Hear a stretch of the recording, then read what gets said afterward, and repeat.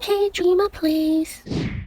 Hi guys, welcome back to my channel. Today we'll be checking out guild raid finally, and I've gotten two teams for you in this video. The first is the team that I was using previously, and this was the highest score that I managed to get with this particular team. Of course, that was before Sieg.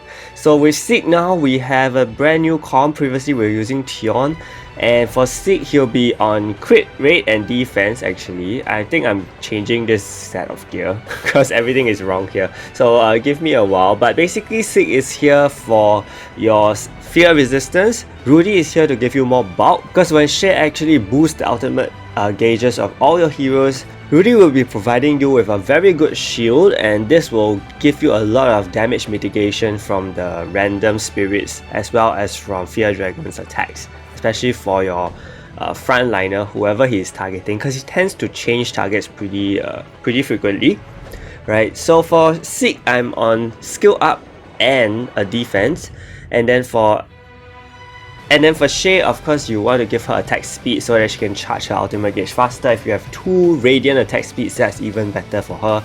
And then for Evan, he's on attack speed. For Rudy, he is on attack set. Okay, so I just want more damage out of him. And I'm also using full moon accessories, revive and rage as well. And for Evan, he's actually on transcended with revive. And then for Shay, you can also give her transcending so that she is able to charge her outgauge faster. Okay, so when you're using this team against the Fear Dragon, the main thing you want to do is kind of to divert his attention elsewhere, because he does a lot of very strong attacks. Even though you have Rudy here, you just want to reduce the damage your entire team takes. So hopefully turn him around and then he will target Sieg all the way. Okay, obviously that's not going to happen, but at least for the early stages of the match, you can kind of track his attention with Sieg. But there are times where he will also turn backwards and hit someone else. Okay, and that's something that you probably likely cannot react to in time. Okay, unless you are so skilled and you can predict who he's going to target. But usually, okay, for me, the Fear Dragon is one of the hardest ones to really read. But at some point, he will cast Ruler's Claws, and this is when you will suppress for the maximum amount of damage. The problem with this is that Sieg will always jump to the front after he uses the suppression, which is not the most efficient thing. Okay, and also one thing to note is that Fear Dragon tends to use his suppression skill twice in very close duration. So always get ready. Once he uses the first one, you can kind of prepare to click on Sieg again for the second one. Okay. For the counterattack. Okay, so just as you saw, he did a front cone attack, the butterfly, and then the back tail sweep. This is a standard pattern. Okay, so once you see him casting the front cone attack on Sieg or whoever it is, you need to kind of rally your heroes and put them in either the front of him or the back of him. I would suggest the front of him. Okay, then he will do the butterfly skill, like in this case, cone shape. Try to rally, because he may do the butterfly, but if he doesn't, he will do the tail sweep immediately. So this is something that can be a little RNG based, right? So you just have to prepare for the tail sweep, because the tail sweep can potentially hit very hard if you don't have the Rudy shield on. The good thing, okay, cone shape again, rally, yeah, so he does the butterfly here. This is something you can try to read and predict and prepare for. And the tail sweep, and then go back to controlling Sieg, and hopefully he won't just hit any other person. So of course, the score with Sieg now is going to be increased. Previously, as you saw in the opening, I had an 11k score. Not amazing. Okay, and with Sieg here, I managed to get up to 16,000 later on, as you will see. So this is the first suppression skill that you will see him doing. He will be using one pretty soon, I believe. Yeah, like in this case. So it tends to be 2 suppression, 2 ultimate skills back to back. And you just have to position Sieg again once Sieg has done his suppression.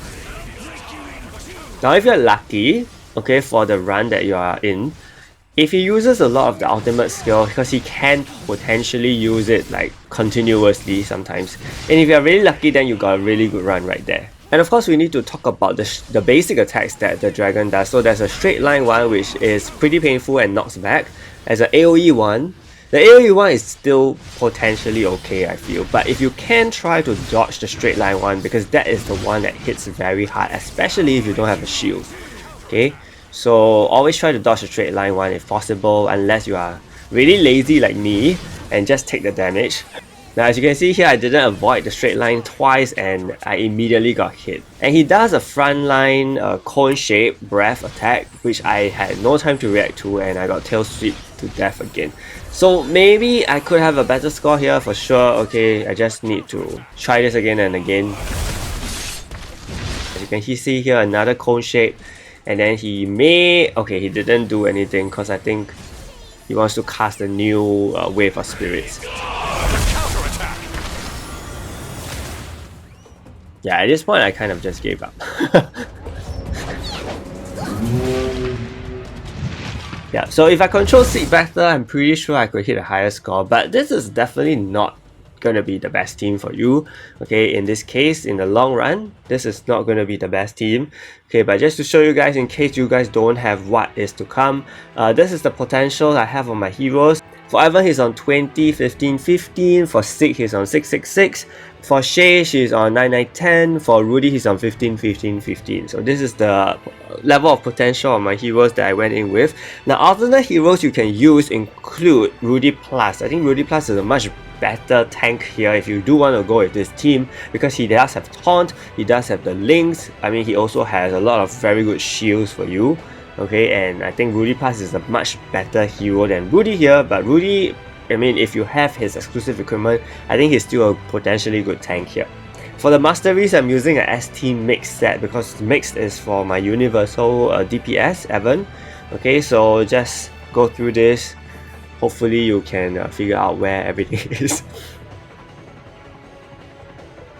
Okay, so this is going to be the best team for Fear Dragon. Okay, this is the longest lasting team for Fear Dragon. In future, when Ruri comes out, we will fully transition into this particular team. Okay, using the Bombardment 2 formation and the range mastery, we have Sieg and Shay in the front. Sieg will be the tanker, of course, and Shay will be the one to boost your ultimate gauges. Lina is going to be there for the links, okay, and also the heals. And then finally, Cossack is going to be your main damage dealer in the Fear Dragon right here. So with a setup like this, you probably want a full crit set on Cossack to ensure that she has maximum damage capability.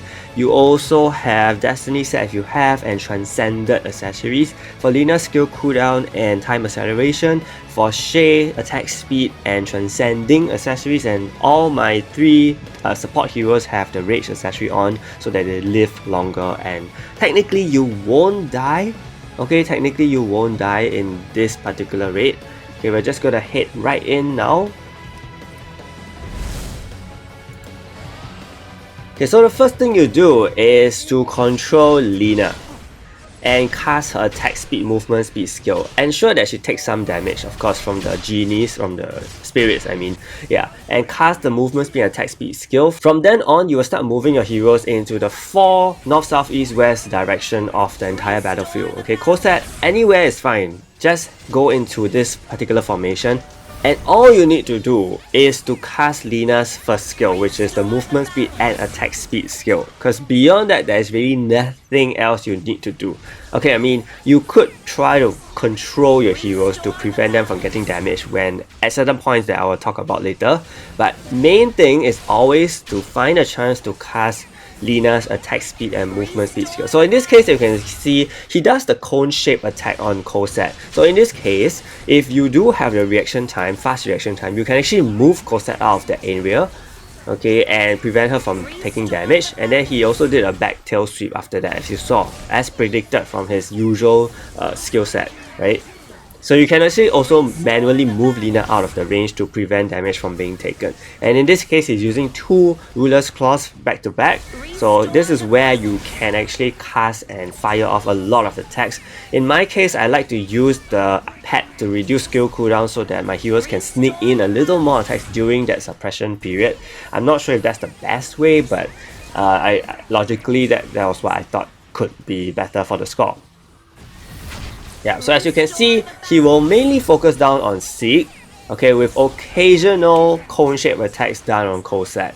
And that is the only time, once you see the dragon turn his body position, that you probably will want to control Cossack. But honestly, if you have the Lina shields and the links, you won't be taking too much damage. So I kind of took the lazy approach and didn't manually move my heroes in this case, okay?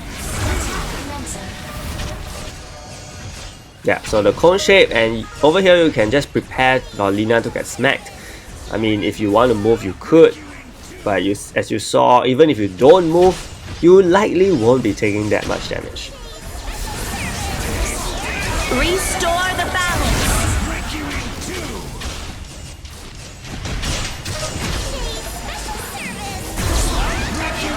Restore the balance. As you can see, I already broke my score for compared to the previous team in halftime. Restore the balance. So of course the dragon will get stronger and stronger, but one reason why I like to let Lina get hit is so that I can cast the attack and movement speed skill, because if you don't have any hero that has reduced HP, she won't be able to use that skill. You won't be able to click it. It will just says no target, and you can't boost the attack speed and movement speed of your entire team. I think attack speed is the key here, okay, because you really want to try to get more attacks in this limited period of time. So Fear Dragon just went from one of the toughest dragons to, you know, one of the easiest dragons. And I think this is something that is going to be very doable for many players in the long run especially. You just have to decide whether you want to use this team for this particular dragon at this point, because you do have other dragons you also need to consider in terms of scoring. Yeah, so many people still keep their Cossack in the Thunder Dragon, which I will have in the next video. So yeah, that's the only concern here, I believe. Restore the balance. You may be thinking, could you possibly use a melee damage dealer here? Like maybe use Evan, because Evan can replace Cossack in this particular case. That's also possible, I believe. You can try that. But this particular team is definitely something that is going to be the best, because Cossack is, you know, by far a much better damage dealer than any other DPS hero in the game, any other damage dealing hero in the game, especially in future when she gets her exclusive equipment. It'll make her even more efficient in this case. So yes, I think this is the main team that you want to go for in the long run. As you can see here, I started taking more damage, okay, because the dragon is getting stronger, the spirits are dealing a lot more damage, and so I use my pet skill to heal up. That's something that you must remember to do when you see your HP falling really fast. I think one good thing about this particular arrangement of heroes is that you actually spread out the spirit damage as well, so that not all at once, you know, when they pass by your heroes, which are all clumped together, they won't all die together. At least with the link here in place as well, you will be taking damage at a much slower rate. So that's a good idea that the Koreans have come up with. For my Cossack, she's on 20, 15, 15, and then for my Lina here, she's on 15, 10, 10. Yeah. And of course for Masteries, you are going for a range setup, so mostly offensive, as you can see, all flanked upwards. Range, increased damage from range heroes, increased damage on single target skills. And for the guild raid accessories, actually I went for the decreased damage taken, I believe, and increased attack of my hero. Okay, I didn't go for the ignore defense efficiency one. I went for the increased attack. So you can try that and maybe try both to see what is better for you. So that's all I have for this video. I hope it helped, and if it did, do give it a like and subscribe to my channel. Big shout out to my channel members Tom, Gonzalo, Jeremy, Nick, Fahas Chilling, Yamaki, Kevin, Harlan for the support. Stay tuned for more videos. Thank you so much and see you!